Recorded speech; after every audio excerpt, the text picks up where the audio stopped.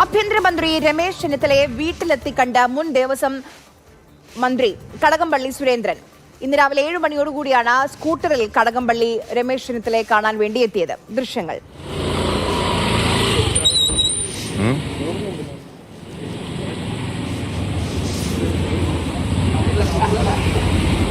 സൗഹൃദ സന്ദർശനം എന്നുള്ളതാണ് കടകംപള്ളി പറയുന്നത്. സ്കൂട്ടറിലാണ് അദ്ദേഹം ആഭ്യന്തരമന്ത്രിയെ കാണാൻ വേണ്ടി, ആഭ്യന്തരമന്ത്രി രമേശ് ചെന്നിത്തലയെ കാണാൻ വേണ്ടി വീട്ടിലേക്ക് എത്തിയത്. ഇന്ന് സഭാ സമ്മേളനമുണ്ട്. അതിനു മുൻപ് തന്നെ രാവിലെ 7 മണിയോടുകൂടി കടകംപള്ളി സുരേന്ദ്രൻ രമേശ് ചെന്നിത്തലയെ കാണാൻ വേണ്ടി അദ്ദേഹത്തിന്റെ വീട്ടിലേക്ക് എത്തിയിരിക്കുകയാണ്.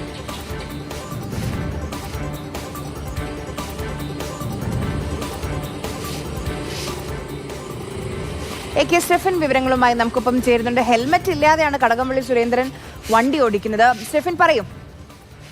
ഇന്ന് രാവിലെ ആയിരുന്നു ഈ കൂടിക്കാഴ്ച. സൗഹൃദ സന്ദർശനം എന്നുള്ളതാണ് കടകംപള്ളിയുമായി ബന്ധപ്പെടുമ്പോൾ മനസ്സിലാക്കാൻ കഴിയുന്നത്. മറ്റെന്തെങ്കിലും ഒരു അർത്ഥം അതിന് ഉണ്ട് എന്ന് തോന്നുന്നില്ല. ഏറെ നാളായി അവർ തമ്മിൽ പരിചയമുണ്ട്.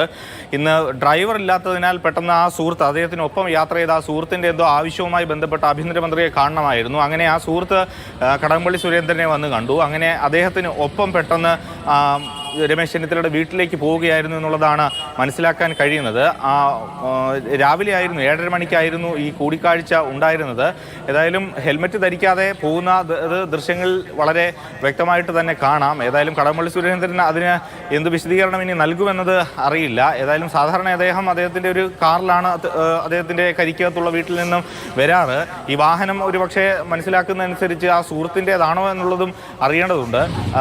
അദ്ദേഹത്തിന് പിന്നിൽ വരുന്നത് അത് അദ്ദേഹത്തിന്റെ സുഹൃത്താണ്. അദ്ദേഹത്തിന്റെ ഒരു ആവശ്യവുമായി ബന്ധപ്പെട്ട് രമേശ് ചെന്നിത്തലയെ കണ്ടു എന്നുള്ളതാണ് കടകംപള്ളി പറയുന്നത്.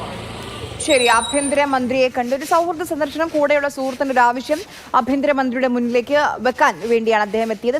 തീർത്തും സൗഹൃദ സന്ദർശനം എന്നുള്ളതാണ് കടകംപള്ളി സുരേന്ദ്രൻ പറയുന്ന കാര്യം. അതൊക്കെ ശരി, മുൻ മന്ത്രിയാണ്.